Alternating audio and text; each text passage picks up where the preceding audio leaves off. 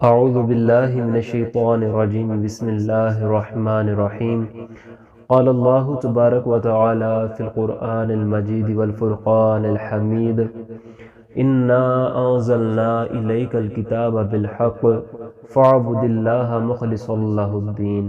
صدق اللہ العظیم۔ السلام علیکم ورحمۃ اللہ وبرکاتہ۔ امید ہے کہ تمام ہی محبان مصطفیٰ خاتم النبیین صلی اللہ تعالی علیہ وآلہ وسلم بخیریت ہیں۔ معززین، اللہ جل شانہ اپنی اس لا ریب کتاب میں ارشاد فرما رہا ہے کہ انا انزلنا الیک الکتاب بالحق،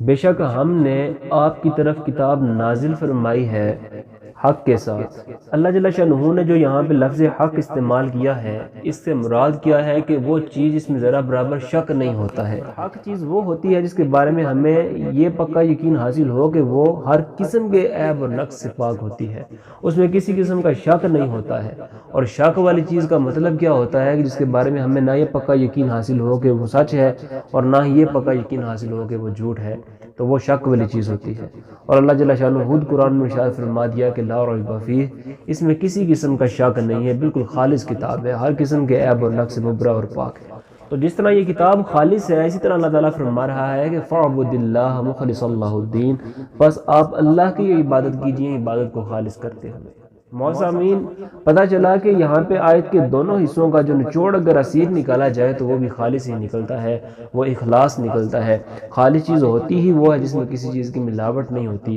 اگر وہ اس میں کوئی ملاوٹ شدہ چیز اس میں مل بھی جاتی ہے، اس میں مکس ہو بھی جاتی ہے، تو اگر ہم اس ملاوٹ شدہ چیز اس میں سے نکال دیتے ہیں تو پھر وہ پاک ہو جاتی ہے، وہ ہر قسم کے عیب اور نقص سے پاک ہو جاتی ہے، وہ بالکل خالص ہو جاتی ہے۔ اسی طرح اللہ جل شانہ ہمیں بہترین مثال ایک خالص چیز کی قرآن میں ارشاد فرما رہا ہے۔ اللہ تعالیٰ فرماتا ہے سُقِيكُم مِّمَّا فِي بُطُونِهِ، ہم تمہیں اس میں سے پلاتے ہیں جو ان کے پیٹوں میں ہے، بَيْنَ فَرْثٍ وَدَمٍ لَبَنًا خَالِصًا، خون اور گوبر کے درمیان میں سے خالص دودھ، سائغًا للشاربین، جو کہ پینے والوں کے لیے خوشگوار ہے۔ تو حضور والا اللہ جل شانہ نے یہاں پہ ایک بہترین مثال خالص چیز کی اس طرح بیان فرما دی۔ حالانکہ دیکھا جائے تو قرآن میں اللہ جل شانہ نے خون کا بھی اس کا ذکر کیا ہے اور گوبر کا بھی ذکر کیا ہے، لیکن اس میں سے سفید خالص دودھ نکلتا ہے، اس میں ذرا برابر ملاوٹ گوبر کی نہیں ہوتی ہے، نہ ہی ذرا برابر ملاوٹ اس میں خون کی ہوتی ہے، بلکہ اس کے درمیان میں سے اللہ جل شانہ خالص دودھ نکال رہا ہوتا ہے جو کہ پینے والوں کے لیے خوشگوار ہوتا ہے۔ تو جس طرح یہ دودھ خالص ہے، اسی طرح ہماری جو عبادتیں ہونی چاہیے وہ بھی خالص ہونی چاہیے۔ ہماری عبادتوں کا اخلاص کیا ہے کہ وَادْعُوهُ مُخْلِصِينَ لَهُ الدِّينَ، بس تم اللہ کی عبادت کرو، عبادت کو خالص کرتے ہوئے، یعنی کہ وہ عبادت ایسی ہو کہ اس میں نہ کسی کو دکھانا مقصود ہو، نہ کسی کو سنانا مقصود ہو، نہ ہی اس کے اوپر اپنی تعریف سننا مقصود ہو، بلکہ مقصود ہو تو جس اللہ جل شانہ کی رضا مقصود ہے۔ یہ چیز وہ ہوتی ہے جو کہ خالص ہوتی ہے، اور کل قیامت والے دن صرف وہی چیز قابل قبول ہوگی جو کہ خالص ہوگی، اللہ کی رضا کی خاطر کی ہوئی ہوگی۔ اگر جو چیز لوگوں کو دکھانے کے لیے یا سنانے کے لیے کر دی گئی، اس کا صلہ دنیا میں تو شاید مل جاتا ہے، لیکن آخرت میں سوائے جہنم کے کچھ نہیں ہوتا ہے۔ تو معززین، شعب الایمان میں یہ حدیث مبارکہ لکھی ہوئی ہے کہ حضور خاتم النبیین سرور کائنات صلی اللہ علیہ وسلم کے نہایت ہی پیارے صحابی حضرت ابو درداء رضی اللہ تعالیٰ عنہ بیان فرماتے ہیں، آپ بیان فرماتے ہیں کہ آپ صلی اللہ علیہ وآلہ وسلم نے ارشاد فرمایا کہ نیکی کو قائم رکھنا نیکی کرنے سے زیادہ دشوار عمل ہے، یعنی کہ نیکی کے اوپر استقامت رکھنا، استقامت کے ساتھ اس کام کو کرنا نیکی کرنے سے زیادہ مشکل کام ہے۔ کہ ایک شخص ایک نیکی کو مخفی طریقے سے کرتا ہے، چھپ کے کرتا ہے، تو اللہ جل شانہ اس کی نیکی کو مخفی نیکیوں میں، چھپی ہوئی نیکیوں میں لکھ دیتا ہے، اور اس کا ثواب جو ہے 70 گنا بڑھا کے لکھ دیتا ہے، اور پھر اس کو شیطان ورگلانا شروع کر دیتا ہے۔ شیطان کہتا ہے کہ تو نے نیکی کی ہے، لوگوں کو اس کا پتہ ہونا چاہیے کہ تو نیک بندہ ہے، تو نے نیکی کی ہے، تو نے احسان کیا ہے، تو وہ لوگوں کے سامنے اس چیز کا اعلان کر دیتا ہے، کہتا ہے کہ میں نے فلاں نیکی کی ہے۔ تو اللہ جل شانہ وہ جو نیکی مخفی نیکیوں میں لکھی گئی تھی اس کو نکال کر ظاہری نیکیوں میں لکھ دیتا ہے، کیونکہ اس نے اپنی نیکی کو ظاہر کر دیا ہے، اور اس کا ثواب 70 گنا بڑھا کے اس کو عطا کیا گیا تھا۔ مخفی نیکی کرنے کی وجہ سے، وہ ظاہر کرنے کی وجہ سے اس میں بھی کمی کر دی جاتی ہے، ثواب میں بھی کمی ہو جاتی ہے۔ تو مزید شیطان اس کو مردود ورگلاتا رہتا ہے اور کہتا ہے کہ تیری تو اس پہ عزت ہونی چاہیے، لوگوں کو پتہ تو چل گیا ہے، لیکن لوگوں کو یہ بھی کہنا چاہیے کہ تو بڑا نیک بندہ ہے،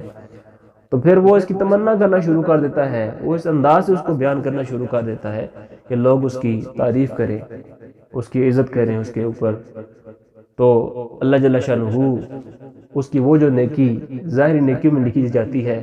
وہ نیکی اس کی بالکل رنگا چلی جاتی ہے. پھر حضور خاتم النبیین صلی اللہ علیہ وآلہ وسلم نے ارشاد فرمایا کہ جان اور مال آنے جانے والی چیزیں ہیں، اپنے ایمان کی حفاظت بندہ خود کرتا ہے.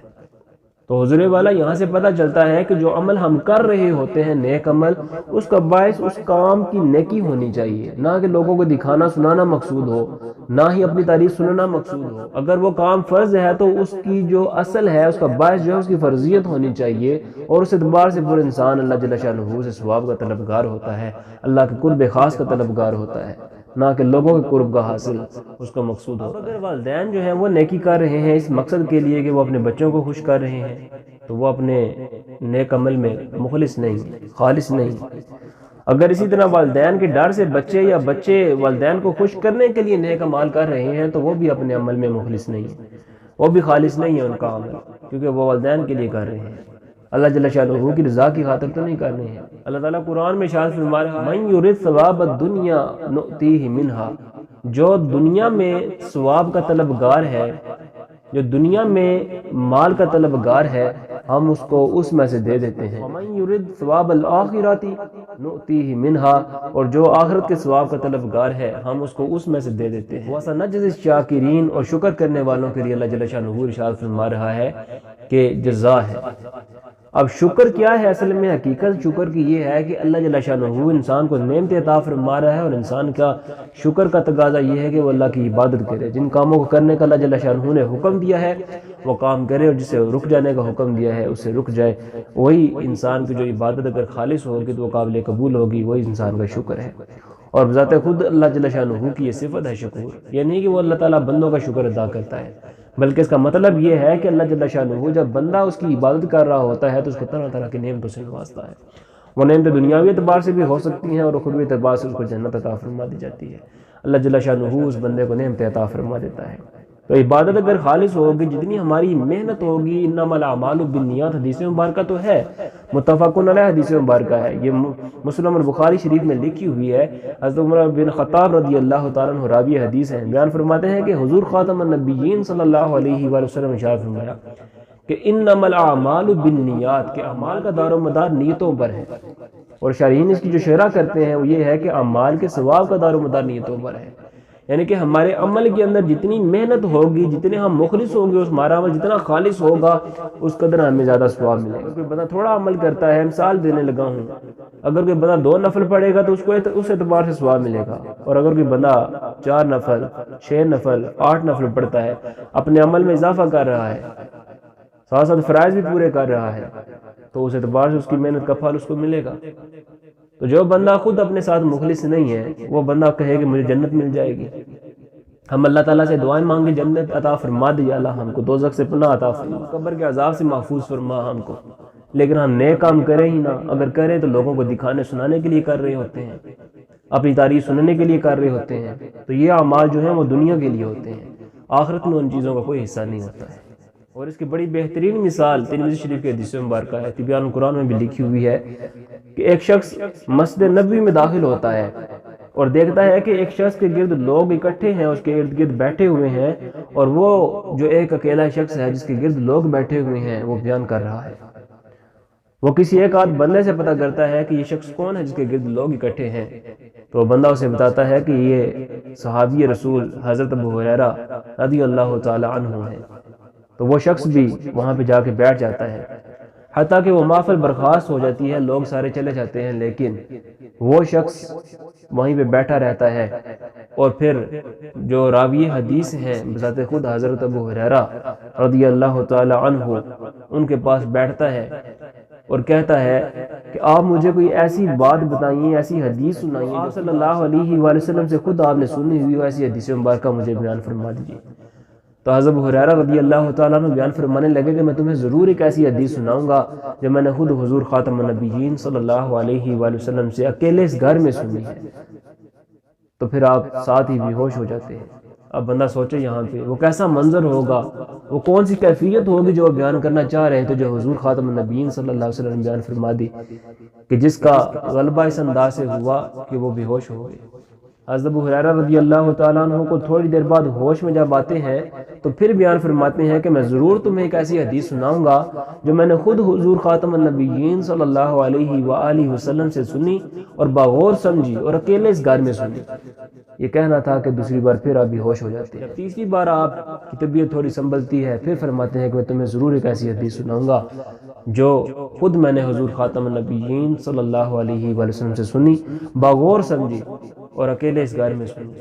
حتیٰ کہ پھر آپ تیسری مرتبہ جب بے ہوش ہوتے ہیں، اس کے بعد ہوش میں آتے ہیں تو جو بندہ گیا تھا ان کے پاس بیٹھا ہوا تھا، وہ سہارا دے کے آپ کو تھوڑا سیدھا کرتا ہے۔ حضرت ابو ہریرہ رضی اللہ تعالیٰ عنہ بیان فرماتے ہیں کہ اللہ جل شانہ قیامت قائم فرمائے گا، اور یہ وہ روز ہوگا جس دن لوگ اپنے گھٹنوں کے بل بیٹھے ہوں گے۔ اللہ جل شانہ اپنا حساب لینا تین طرح کے لوگوں سے شروع فرمائے گا۔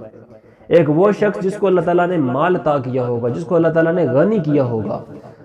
اور ایک وہ شخص جو اللہ کی راہ میں شہید ہو رہا ہوگا، اور ایک وہ شخص تیسرا بندہ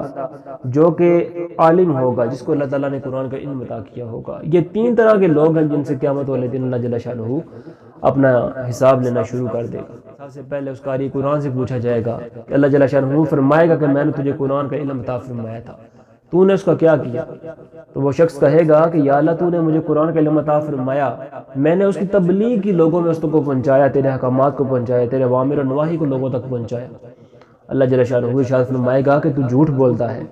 فرشتے بھی کہیں گے کہ تو جھوٹ بولتا ہے۔ اللہ جل شانہ ارشاد فرمائے گا تو نے یہ عمل اس لیے کیا کہ لوگ کہیں گے بڑا قاری ہے، بڑے علم والا بندہ ہے، بڑا عالم ہے۔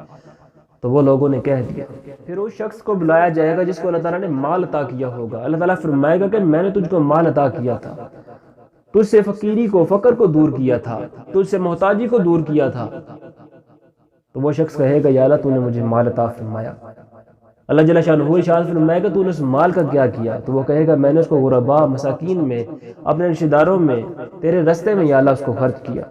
اللہ جل شانہ ارشاد فرمائے گا کہ تو جھوٹ بول رہا ہے۔ فرشتے بھی کہیں گے کہ تو جھوٹ بولتا ہے۔ اللہ جل شانہ ارشاد فرمائے گا کہ تو نے یہ عمل اس لیے کیا کہ لوگ کہیں گے یہ بڑا سخی ہے، بڑے دل والا، بڑا جواد بندہ ہے۔ پھر تیسرے بندے کو بلایا جائے گا جو اللہ کے راستے میں شہید ہو رہا ہوگا، جس کا دعویٰ یہ ہوگا کہ میں اللہ کے راستے میں شہید ہوا ہوں۔ اللہ جل شانہ اس شخص کو بلائے گا اور پوچھے گا کہ تو میرے راستے میں کیسے شہید ہو گیا؟ تو وہ کہے گا یا اللہ مجھے تیرے راستے میں جہاد کرنے کا حکم دیا گیا تو میں تیرے راستے میں نکل پڑا، اور لڑتے لڑتے مجھے زخم آیا اور میں شہید ہو گیا۔ اللہ جل شانہ ارشاد فرمائے گا تو جھوٹ بولتا ہے۔ فرشتے بھی کہیں گے اللہ جل شانہ کہ یہ جھوٹ بولتا ہے۔ تو اللہ جل شانہ ارشاد فرمائے گا کہ تو نے یہ عمل اس لیے کیا کہ لوگ کہیں گے بڑا طاقت والا بندہ ہے، بڑا بہادر ہے۔ تو جب یہ بات اس شخص نے حضرت معاویہ رضی اللہ تعالیٰ عنہ کی بارگاہ میں پیش کی تو حضرت معاویہ رضی اللہ تعالیٰ عنہ اس قدر روئے، حدیث کے الفاظ لوگ کہنے لگے کہ شاید یہیں پہ حضرت امیر معاویہ اللہ تعالیٰ عنہ ہلاک ہو جائیں گے۔ امیر معاویہ رضی اللہ تعالیٰ عنہ بیان فرماتے ہیں کہ یہ اگر تین طرح کے لوگوں کا یہ حال ہے تو باقیوں کا کیا حال ہوگا۔ پھر آپ نے سورہ ہود کی تلاوت فرمائی جس میں اللہ جل شانہ نے یہ ارشاد فرمایا کہ جو لوگ دنیا اور زینت دنیا کے طلبگار ہیں ہم ان کو ان کا پورا بدلہ دنیا میں دے دیں گے، لیکن آخرت میں ان کا کوئی حصہ نہیں ہوگا سوائے جہنم کے۔ تو معززین، اللہ جل شانہ نے جو کائنات میں انسان کو پیدا کیا ہے اس کا مقصد یہ دیا ہے کہ ما خلقت الجن والانس الا لیعبدون، نہیں پیدا کیا ہم نے جنوں اور انسانوں کو مگر اپنی عبادت کے لیے۔ اگر وہ عبادت ہی ناقص ہوئی، اس میں عیب ہوا، وہ ایسی عبادت ہوئی جو لوگوں کو دکھانے سنانے کے لیے، ریاکاری کے لیے کی گئی، تو وہ عبادت ایسی ہوگی جو کل قیامت والے دن انسان کی مغفرت کا تو سبب نہیں بن سکتی لیکن اس کے عذاب کا سبب ضرور بن سکتی ہے۔ تو اپنے گریبان میں ہر بندے کو میرے سمجھ جھانکنا چاہیے۔ ہم نے ماضی جو گزارا ہے، ہم اپنے جو پیچھے گزار چکے ہیں، جتنی عبادتیں اللہ کی ہیں وہ ہم نے کیسی کی ہیں؟ کیا ان کے بارے میں علم بھی سیکھا تھا کہ نہیں تھا سیکھا؟ بغیر علم کے ہی باتیں شروع کر دی ہیں۔ اگر وہ علم کے بغیر شروع کی ہوئی ہوں اور پھر اس کے بعد ہم کہیں جناب یہ تو پوری دنیا کر رہی ہے، یہ کوئی دعویٰ یا دلیل نہیں ہے۔ علم سیکھنا فرض ہے، اور پھر سیکھیں گے۔ علم سیکھ کر ہم نے جب عبادت کرنی ہے، نماز پڑھنی ہے، تو اس میں خشوع خضوع کیسے قائم ہوتا ہے، اس میں عاجزی انکساری کیسے قائم ہوتی ہے، اللہ کی بارگاہ میں حاضر ہونے کا انداز اور طریقہ کیسا ہونا چاہیے۔ قرآن میں حدیث مبارکہ لکھی ہوئی ہے کہ صحابہ کرام تشریف فرما تھے اور اس وقت صحابہ کرام دجال کا ذکر کر رہے تھے، تو حضور خاتم النبیین سرور کائنات صلی اللہ علیہ وسلم تشریف فرما ہوئے، آپ صلی اللہ علیہ وآلہ وسلم نے ارشاد فرمایا کہ میں تمہیں دجال سے بھی زیادہ خطرناک چیز کے بارے میں نہ بتاؤں؟ تو صحابہ عرض کرنے لگے یا رسول اللہ صلی اللہ علیہ وآلہ وسلم ضرور سنائیے، ضرور بتائیے۔ تو آپ صلی اللہ علیہ وآلہ وسلم نے ارشاد فرمایا ایک شخص ہے جو کہ نماز پڑھ رہا ہے اور اس کو یہ بات پتہ چلتی ہے کہ کوئی اور شخص اس کو نماز پڑھتے ہوئے دیکھ رہا ہے، تو وہ پہلے سے بہتر نماز پڑھنا شروع کر دیتا ہے۔ تو پھر آپ صلی اللہ علیہ وسلم ارشاد فرمایا کہ شرک خفی ہے، یعنی یہ عبادت وہ جو کر رہا ہے، جو انسان نماز پڑھ رہا ہے اس کو پہلے بھی تو بہتر طریقے سے پڑھ سکتا تھا، اب وہ دوسرے بندے کو دکھانے کے لیے اس نے اور زیادہ بہتر کرنا شروع کر دی نماز۔ یعنی اللہ کا ڈر نہیں ہے، نعوذ باللہ من ذالک، بندے کا ڈر ہے کہ یہ میرے عیب اور نقص نہ نکال۔ تو حضور والا اللہ جل شانہ کا ڈر ہونا چاہیے اللہ کی بارگاہ میں، اور اس بات کی حقیقت ہمارے ذہن میں ہونی چاہیے کہ اللہ جل شانہ دیکھ رہا ہے، اور جب وہ دیکھ رہا ہے اور پھر یہ حقیقت ذہن میں ہو کہ ہم عبادت جو کر رہے ہیں، اور عبادت صرف یہ نہیں ہے آپ صرف نماز پڑھنے چلے جاتے ہیں مسجد میں، یہ عبادت ہے، لیکن اس کے علاوہ بھی اللہ جل شانہ نے بہت سے فرائض ہمارے ذمہ لگائے ہیں۔ اس میں ایک بہترین فرض جو آپ باقی فرائض کو ادا کرنے کے لیے محنت کرتے ہیں وہ ہے علم سیکھنا۔ علم سیکھیے، ہر ایک قدم بقدم آپ کو پتہ ہونا چاہیے کہ یہ جو کام میں کر رہا ہوں یا کر رہی ہوں یہ مجھ پر فرض کیا گیا ہے، واجب ہے، سنت موقدہ ہے، غیر موقدہ ہے، مستحب ہے، حلال ہے، حرام ہے، مکروہ ہے، تو کون سا مکروہ ہے؟ مکروہ تحریمی ہے یا تنزیہی ہے؟ یہ کیٹاگری، یہ اصطلاحات ہمیں پتہ ہونا چاہیے۔ جب ہم قدم بقدم ہر ایک چیز کے بارے میں علم سیکھنا شروع کر دیں گے، اسلام تو ہمیں ہر ایک چیز کے بارے میں تربیت کرتا ہے، ہر چیز کے بارے میں انسان کی تربیت کر رہا ہوتا ہے، اس کو سکھا رہا ہوتا ہے کہ تم نے زندگی کیسے گزارنی ہے۔ اگر ہم خود ہی علم میں ناقص ہوں اور علم نہ سیکھنے کی وجہ سے پھر یہ ہو کہ ہم سوائے جنت بجائے جنت میں جانے کے ہم جہنم میں جا رہے ہیں۔ ہر ایک چیز میں آپ کو خالص ہونا چاہیے، اس میں کسی کا دکھانا یا سنانا تو مقصود ہونا ہی نہیں چاہیے۔ ریاض الصالحین کی حدیث مبارکہ ہے کہ حضور خاتم النبیین صلی اللہ علیہ وآلہ وسلم نے ارشاد فرمایا کہ اللہ جل شانہ تمہارے چہروں اور تمہارے مالوں کی طرف نہیں دیکھتا، بلکہ اللہ جل شانہ تمہارے دلوں اور تمہارے اعمال کی طرف دیکھتا ہے۔ تو حضور والا قیامت والے دن جب قبر میں انسان نے جانا ہے تو اپنے اعمال لے کے جانے ہیں، مال لے کے نہیں جانا ہے۔ اگر کوئی بندہ حرام کاری کر رہا ہے، حرام مال کما رہا ہے، وہ بھی اس کے اوپر کسب تھا، حلال کمانا فرض تھا، حلال کھانا فرض تھا، حرام سے بچنا اس پہ فرض تھا، تو وہ فرضیت کیسے وہ پوری کر رہا ہے؟ اس کے اوپر بھی غور و فکر کیجیے۔ صرف اپنی بنیادی ضرورتوں کے اوپر غور و فکر نہ کریں کہ میرے گھر کے خرچے نہیں پورے ہوں گے اگر میں نعوذ باللہ حرام نہیں کماؤں گا، اگر میں نے حرام نہ کمایا تو یہ نہ ہو کہ میرے بچوں کی فیسیں رک جائیں گی، بجلی کے بل رک جائیں گے۔ اللہ جل شانہ نے انسان کو اختیار عطا فرمایا ہوا ہے، لا یکلف اللہ نفسا الا وسعها، اللہ تعالیٰ بندے پر اس کی وسعت، طاقت، ہمت سے بڑھ کے بوجھ نہیں ڈالتا ہے۔ علم اللہ انکم کنتم تختانون انفسکم، بے شک اللہ جانتا ہے کہ تم اپنے نفسوں سے خیانت کر رہے ہو۔ تو اللہ تعالیٰ نے جو انسان کو طاقت ہمت عطا فرمائی ہے اس کے مطابق اس کے اوپر بوجھ ڈالا گیا، اس کی طاقت ہمت سے بڑھ کے بوجھ نہیں ڈالا گیا ہے، وہ اس کو پورا کر سکتا ہے۔ کیا وجہ ہوتی ہے ہم اپنے فرائض کو اخلاص کے ساتھ پورا نہیں کر رہے ہوتے ہیں؟ اس کی بنیادی ایک وجہ تو علم سے دوری ہوتی ہے، اور بعض وہ بھی لوگ ہوتے ہیں جن کو علم ہوتا ہے لیکن ان میں عمل نہیں ہوتا ہے۔ علامہ اقبال کا شعر ہے کہ عمل سے زندگی بنتی ہے جنت بھی جہنم بھی، یہ خاکی اپنی فطرت میرا یہ نوری ہے نہ ناری ہے۔ اگر آپ ڈاکٹر بننا چاہتے ہیں تو پھر ڈاکٹری کے حوالے سے نالج ہونا ضروری ہے، وہ آپ سیکھیں گے کہ یہ بیماری فلاں بیماری ہے، اس کے بارے میں کون سی دوا دی جائے تو یہ بیماری درست ہو سکتی ہے۔ تو اسی طرح حضور والا کوئی بھی شعبہ ہو اس کو سیکھنے کے لیے آپ کے پاس نالج ہونا چاہیے، آپ کو سیکھنے کے لیے اس کے پاس جانا ہوگا، وہ سیکھ کر آپ کے اندر نالج آئے گا، آپ اس کے اوپر عمل کریں گے، پھر پریکٹیکل لائف میں اس کو شعبے کے لے کے آئیں گے، پھر آپ کو اس شعبے کے اعتبار سے آپ کو کوئی نہ کوئی فائدہ مل رہا ہوگا۔ لیکن اگر اسی طرح وہ نیم حکیم خطرہ جان آپ بن جائیں گے اگر آپ نے اس کی مکمل طور پہ ایک عبور حاصل نہ کیا ہوا اس علم کے اوپر۔ اسی طرح اگر ہم عبادت میں عبور حاصل نہ کریں، اپنی عبادت جو ہم کر رہے ہوتے ہیں، مثال کے طور پر کوئی بندہ نماز پڑھتا ہے، اندر کے فرائض اس کو پتہ نہیں ہے کون سے ہیں، واجبات کون کون سے ہوتے ہیں، مستحبات کیا ہوتی ہیں، نماز کے اندر کی سنتیں کون سی ہیں، تو یہ چیزیں اگر نہیں پتہ ہوں گی تو اس کے بعد وہ کیسے نماز کو کامل کر سکتا ہے؟ جہاں پہ سجدہ صاحب نہیں کرنا وہاں پہ کر رہا ہوگا، جہاں پہ کرنا ہوتا ہے وہاں پہ نہیں کر رہا ہوگا، جب نہیں کر رہا ہوگا جہاں پہ کرنا ہے تو اس کا مطلب یہ ہے کہ اس کی نماز ہی کامل نہیں ہے، ناقص نماز ہے۔ تو علم سیکھنا بھی فرض ہے، یعنی کہ ہمارے قدم قدم ہمیں ہر ایک چیز کے بارے میں دیکھنا چاہیے۔ ایک مسلمان ہونے کی حیثیت سے یہ مسلمان کے لیے دنیا کوئی جنت نہیں ہے، یہ قید خانہ ہے۔ کافر کے لیے جنت ہے۔ ہمیں اس قید خانے کو سمجھنا چاہیے کہ یہ وقتی ہے، ہر وقت کا رہنے والا نہیں ہے۔ قیامت والے دن تو کافر کے لیے کوئی صلہ نہیں ہے، لیکن ہمارے لیے اللہ جل شانہ نے ایک اعلیٰ ترین چیز دنیا سے بھی بڑھ کے رکھی ہوئی ہے، وہ جنت ہے، اور ادنا درجہ جو جنت کا ہے وہ بھی اس دنیا سے 10 گنا بڑا ہوگا۔ پر ہمیں خود اپنے گریبان میں جھانکنا چاہیے، اپنے عقل کے اوپر تھوڑا بہت ہمیں خود غور و فکر کرنی چاہیے کہ ہم کس طرف جا رہے ہیں، بے راہ روی کا شکار ہو رہے ہیں، مال کے پیچھے لگے ہوئے ہیں اور آخرت کو ہم ضائع کر رہے ہیں۔ انسان کو اپنے ساتھ خود مخلص ہونا ہوگا، جیسے اللہ تعالیٰ نے فرما دیا ہے نا کہ اِنَّا أَنزَلْنَا إِلَيْكَ الْكِتَابَ بِالْحَقِّ، بے شک ہم نے آپ کی طرف کتاب نازل کی ہے حق کے ساتھ، فَاعْبُدِ اللَّهَ مُخْلِصًا لَهُ الدِّينَ، بس آپ اللہ کی عبادت کیجئے، عبادت کو خالص کرتے ہوئے۔ تو عبادت خالص کیسے ہو سکتی ہے؟ جب ہم نے اس کے بارے میں علم سیکھا ہوگا اور ہمارے دل میں اللہ جل شانہ کا ڈر ہوگا، تقوی ہوگا، خشیت الہی ہوگی، اور اس کے بعد ہم جب نماز پڑھنے کے لیے کھڑے ہوں تو ہمارا یہ ذہن ہو کہ ہم پھولے صراط کے اوپر کھڑے ہیں جو بعض سے زیادہ باریک اور تلوار سے زیادہ تیز ہے، اور جہنم کے اوپر اس کو پیوست کیا گیا ہے۔ جنت آپ کی دائیں سائیڈ پہ ہے اور دوزخ آپ کی بائیں سائیڈ پہ ہے، اور نامہ اعمال آپ کا آپ کے سامنے ہے، اور موت کا فرشتہ آپ کے پیچھے کھڑا ہے، اور یہ زندگی کی آپ کی آخری نماز ہے۔ پھر آپ تصور کیجئے کہ اس نماز کو آپ کیسے پڑھیں گے۔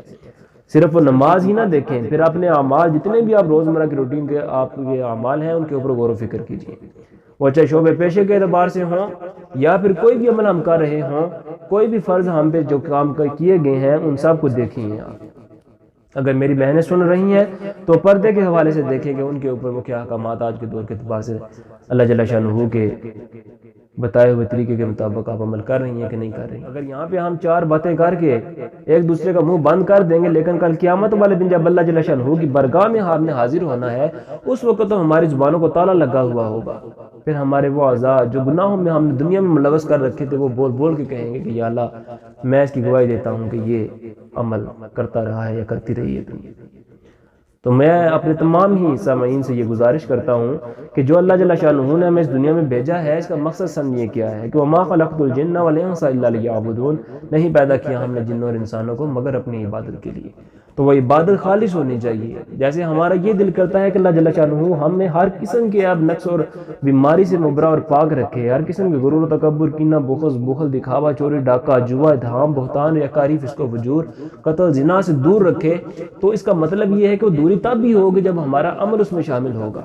تب ہمارے اخلاق رذیلہ ختم ہوں گے اور اخلاق حسنہ ہماری زندگی میں آئیں گے۔ اللہ جل شانہ سے دعا ہے کہ اللہ جل شانہ ہمیں خالص اپنی رضا کی خاطر عبادت کرنے کی توفیق عطا فرمائے، ہر قسم کی ریاکاری سے محفوظ فرمائے، ہر قسم کے شرک خفی و ظاہری سے محفوظ فرمائے، اور اللہ جل شانہ اپنے بارگاہ ہمیں مقبول بندہ بنائے، دنیا اور آخرت میں بھلائی عطا فرمائے، ہمیں ایسی عبادت کرنے کی توفیق عطا فرمائے جو نہ کسی کو دکھانا مقصود ہو، نہ کسی کو سنانا مقصود ہو، نہ ہی اس پہ اپنی تعریف سننا مقصود ہو، صرف مقصود ہو